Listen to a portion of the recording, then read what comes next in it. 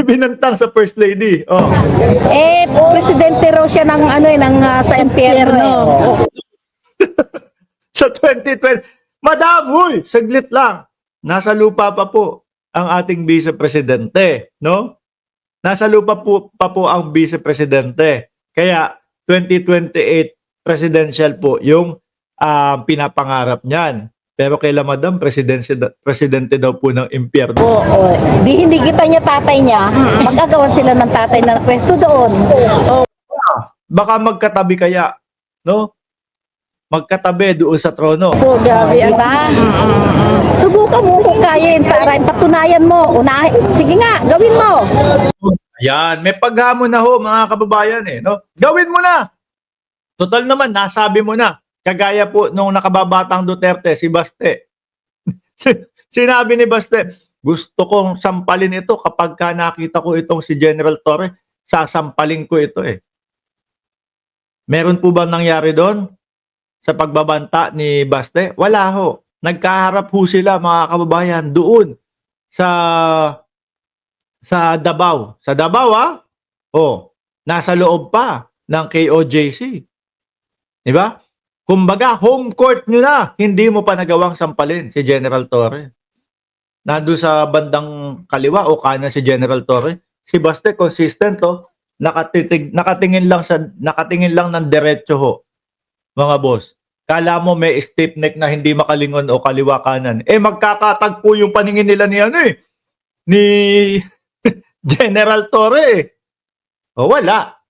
Purong din ho, mga kababayan. Kumbaga, mahilig po sila doon sa ipapatapon ko sa West Philippine Sea ang bangkay ni dating Pangulong Marcos, etc. Sabihin mo, gawin.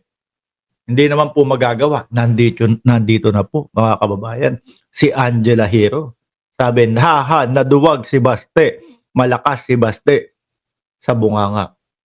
Sabi ni Mami A, it's me, Mami A. Boss Mark, lahat ng interview kanina sa EDSA Monument, kanina puro may sense ang sinasabi. Unlike sa kanila, puro galit, mura ang mga lumalabas sa bibig. Paulit-ulit lang naman po yung mga yan Bangag. Ganun lang po.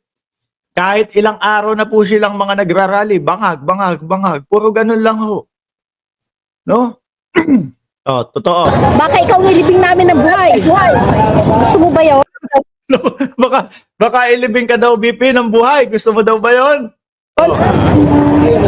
Sa tingin niyo po, makatao po ba yun ang sinabi na niya? makatao. Normal po ba yan? Speaking of pagiging makatao, mga bossing, dati po, no, bago mangyari ang pagpapalibing po kay dating Pangulong Marcos Sr. sa libingan ng mga bayani. Yung mga kapatid natin, mga kaibigan natin na mga kakamping, sila po yung tumututol dyan. No? Sila po yung tumututol dyan.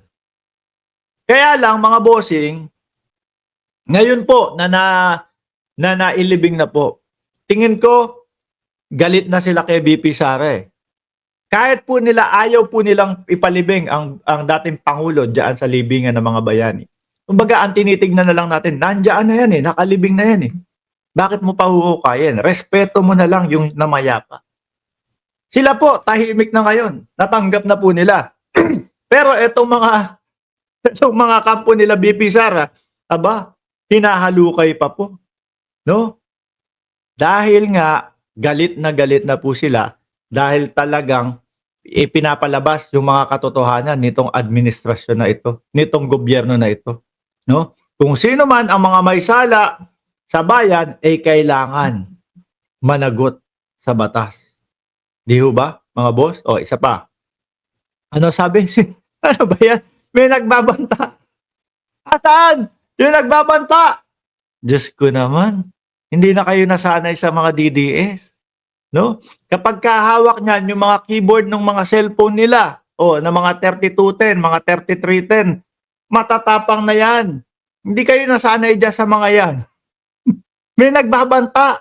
Diyos ko, araw-araw may nagbabanta sa buhay namin. Araw-araw, nakaka-receive kami ng pagbabanta. Paggising ko sa umaga, Mark, baka gusto mo.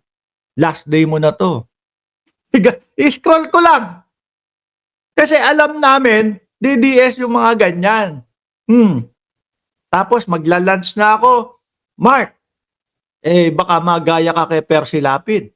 O i-scroll ko na naman.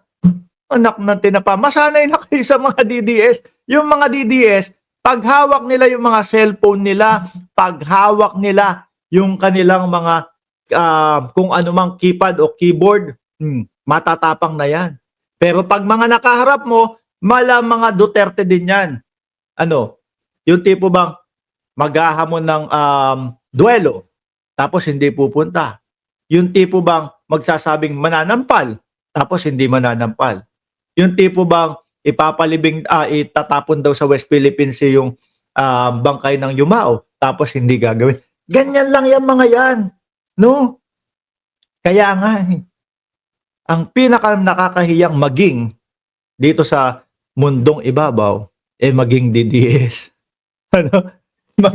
Maging DDS. Mga kababayan, yan po ang pinaka nakakasulasok, nakakahiya, nakakadiri na maging mga bossing. Anyway, mga boss, dahil nga po naging successful itong ito pong prayer rally, no? Pagtitipon, pagsasama-sama ng mga loyalista at mga sumusuporta sa ating gobyerno at kay Pangulong Bongbong Marcos. Siyempre, hindi po pwede ho na mainggit yung mga DDS. Meron din po sila, mga kababayan.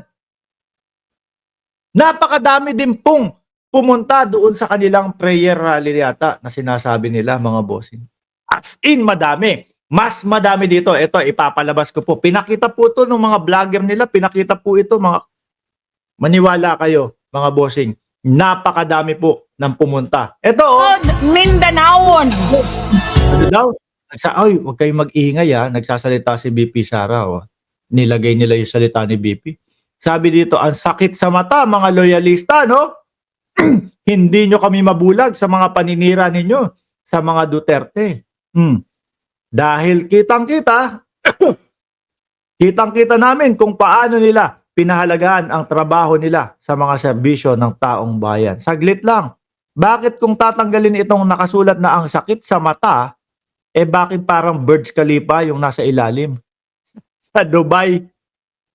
Ano? Tuloy natin. Ako po, Mga nakaberde ho kasi, mga boss si Inday Sara. Proud Dabawenyo. A proud Dabawenya. Mga nakaberde po, mga bossing, ang daming DDS sa Davao. Dahil nga po, madaming sumuporta sa prayer rally po na ginanap